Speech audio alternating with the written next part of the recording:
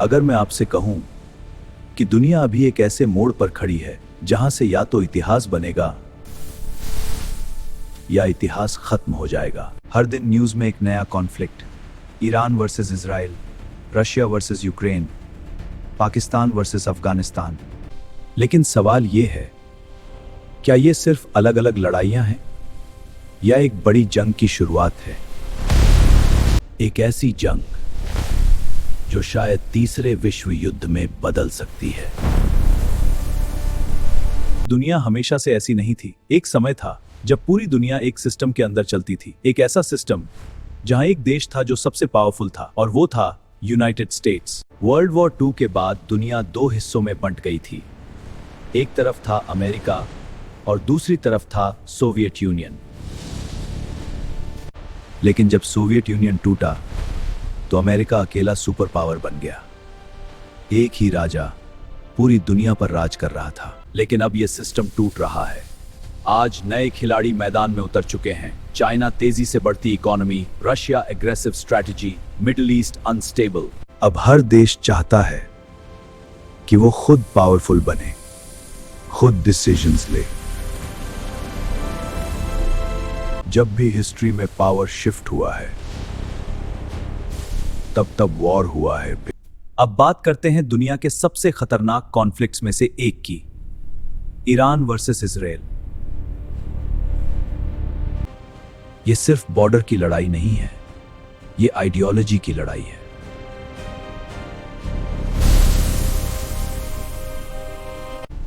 Iran कभी भी Israel को एक वैध देश नहीं मानता और इजराइल ईरान को अपना सबसे बड़ा खतरा मानता है। लेकिन यह लड़ाई डायरेक्ट नहीं होती, यह होती है प्रॉक्सी वॉर। ये दो ग्रुप्स ईरान को सपोर्ट करते हैं, हिजबुल्लाह, हमास। ईरान इन ग्रुप्स को सपोर्ट करता है और ये ग्रुप्स इजराइल के खिलाफ लड़ते हैं। इजराइल बार बार ईरान के टारगेट्स पर अटैक करता है और ईरान जवाब देने के मौके तलाशता रहता है। अब यहां आता है सबसे खतरनाक पॉइंट। ईरान न्यूक्लियर पावर बनने की कोशिश कर रहा है और इजराइल पहले से न्यूक्लियर केपेबल है। अगर इन दोनों के बीच डायरेक्ट वॉर हुआ तो यह सिर्फ एक रीजनल वॉर नहीं रहेगा, यह ग्लोबल वॉर बन सकता है। अब आते हैं उस वॉर पर जो ऑलरेडी दुनिया को हिला चुका है, रशिया वर्सेस यूक्रेन। यह वॉर सिर्फ यूक्रेन और रशिया के बीच नहीं है, यह वॉर है इन्फ्लुएंस की, कंट्रोल की। यूक्रेन नाटो ज्वाइन करना चाहता था और नाटो मतलब अमेरिका और उसके अलाइज। रशिया को यह मंजूर नहीं था क्योंकि यूक्रेन उसके बॉर्डर पर है। रशिया के लिए यूक्रेन एक कंट्री नहीं बल्कि एक सिक्योरिटी शील्ड है। 2022 में रशिया ने यूक्रेन पर अटैक कर दिया और तब से यह वॉर चल रहा है। अमेरिका और यूरोप यूक्रेन को सपोर्ट कर रहे हैं, वेपन्स, मनी, इंटेलिजेंस। ये डायरेक्ट वॉर नहीं, लेकिन ये एक प्रॉक्सी वर्ल्ड वॉर बन चुका है। अब एक ऐसा कॉन्फ्लिक्ट जिसके बारे में कम बात होती है लेकिन इसका इंपैक्ट बहुत बड़ा हो सकता है। पाकिस्तान वर्सेस अफगानिस्तान। अफगानिस्तान में तालिबान की सरकार है और पाकिस्तान को लगता है कि तालिबान उसकी सिक्योरिटी के लिए खतरा बन सकता है। पाकिस्तान खुद इंटरनल क्राइसिस से गुजर रहा है, इकोनॉमी वीक, पॉलिटिकल इंस्टेबिलिटी। जब एक देश अंदर से कमजोर होता है तो बाहर के कॉन्फ्लिक्ट्स और डेंजरस हो जाते हैं। अब इन सब कॉन्फ्लिक्ट्स को जोड़कर देखो, ये सिर्फ अलग अलग लड़ाइयां नहीं है, ये एक बड़ी चेस गेम है। Main players United States, China, Russia. हर कंट्री अपनी पावर बढ़ाना चाहता है, हर कंट्री कंट्रोल चाहता है। अब सवाल ये नहीं है कि वॉर होगा या नहीं, सवाल ये है कि कब होगा और कितना बड़ा होगा। दुनिया धीरे धीरे एक बड़े टकराव की तरफ बढ़ रही है, लेकिन अब सबसे बड़ा सवाल, अगर ये टकराव तीसरे विश्व युद्ध में बदल गया तो क्या होगा? क्या सच में आधी दुनिया खत्म हो जाएगी? क्या न्यूक्लियर बॉम्ब्स फिर से गिरेंगे? क्या इकोनॉमी कोलैप्स हो जाएगी? आज हम जानेंगे वर्ल्ड वॉर 3 की असली सच्चाई। वर्ल्ड वॉर 3 की सबसे खतरनाक चीज न तो गन्स हैं, न टैंक्स, बल्कि न्यूक्लियर वेपन्स। आज दुनिया में हजारों न्यूक्लियर बॉम्ब्स मौजूद हैं और ये बॉम्ब्स हिरोशिमा और नागासाकी से हजारों गुना ज्यादा पावरफुल हैं। अगर एक भी न्यूक्लियर बॉम्ब किसी बड़े शहर पर गिरता है, लाखों लोग तुरंत खत्म, शहर पूरी तरह नष्ट, रेडिएशन सालों तक जहर फैलाएगा। और अगर मल्टीपल न्यूक्लियर अटैक्स हुए तो ये सिर्फ वॉर नहीं रहेगा, ये ह्यूमैनिटी के खत्म होने की शुरुआत होगी। एक और खतरा है, सूरज की रोशनी कम हो जाएगी, तापमान गिर जाएगा, खेती खत्म, लोग बॉम्ब से नहीं भूख से मरेंगे। वॉर सिर्फ बैटलफील्ड पर नहीं होता, वॉर इकोनॉमी में भी होता है। Stock markets crash, banks unstable, currency value गिरना। इमेजिन करो आपके पास पैसे हैं लेकिन मार्केट में खाने को कुछ नहीं। सबसे बड़ा क्राइसिस होगा सर्वाइवल का।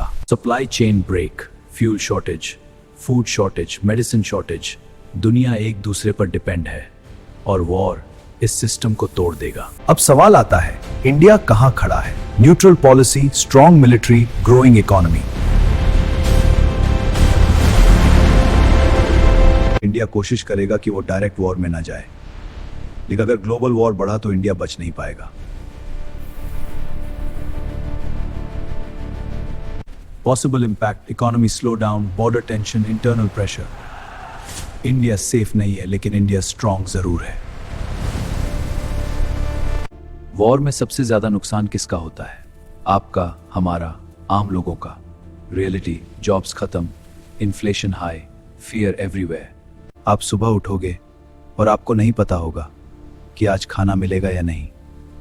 वॉर हीरोज नहीं बनाता, वॉर सर्वाइवर्स बनाता है। तो अब सवाल ये नहीं है कि वर्ल्ड वॉर 3 पॉसिबल है या नहीं, सवाल ये है क्या ह्यूमैनिटी तैयार है? या हम फिर वही गलती दोहराने वाले हैं जो हिस्ट्री में बार बार होती आई है।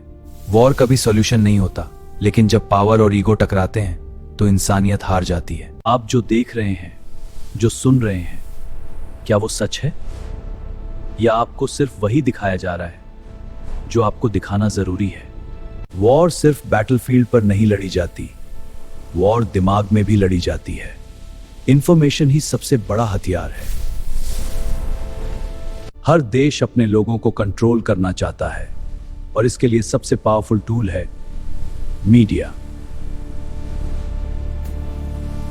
जब इंफॉर्मेशन को इस तरह दिखाया जाए कि लोग एक खास तरीके से सोचने लगे, उसे कहते हैं propaganda. Half truth, emotional headlines, fear create करना। आपको पूरी कहानी नहीं दिखाई जाती है, आपको वो हिस्सा दिखाया जाता है जो आपको रिएक्ट करने पर मजबूर करे। सच को नहीं बदला जाता, सच को सिलेक्ट करके दिखाया जाता है। आज वॉर सिर्फ न्यूज चैनल्स पर नहीं, आपके मोबाइल में हो रही है। जो आप देखना चाहते हो वही दिखेगा, एको चैम्बर बनता है। आपको लगता है आप सही हो क्योंकि आपको सिर्फ वही दिखाया जा रहा है। Viral posts, edited videos, deep fakes. आज सच और झूठ में फर्क करना सबसे मुश्किल काम बन चुका है। अब एक ऐसा सच जिसके बारे में बहुत कम लोग बात करते हैं। वॉर सिर्फ डिस्ट्रक्शन नहीं है, वॉर एक बिजनेस भी है।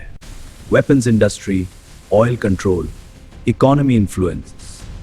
जितनी ज्यादा टेंशन उतनी ज्यादा डिमांड वेपन्स की। कुछ लोगों के लिए वॉर नुकसान नहीं, प्रॉफिट है। तो क्या ये सब सिर्फ कोइंसिडेंस है? इतने सारे कॉन्फ्लिक्ट्स एक साथ दुनिया के अलग अलग हिस्सों में, हर देश चाहता है कि वो फ्यूचर को कंट्रोल करे। वॉर का असली कारण जमीन नहीं, कंट्रोल है। दुनिया बदल रही है, कॉन्फ्लिक्ट्स बढ़ रहे हैं, टेंशन बढ़ रही है, लेकिन सबसे बड़ा सवाल ये नहीं है कि वॉर होगा या नहीं। सबसे बड़ा सवाल ये है, क्या आप सच देख पा रहे हो? वॉर गन से नहीं शुरू होता, वॉर नैरेटिव से शुरू होता है। सवाल पूछो, हर चीज पर डाउट करो और सच खुद ढूंढो।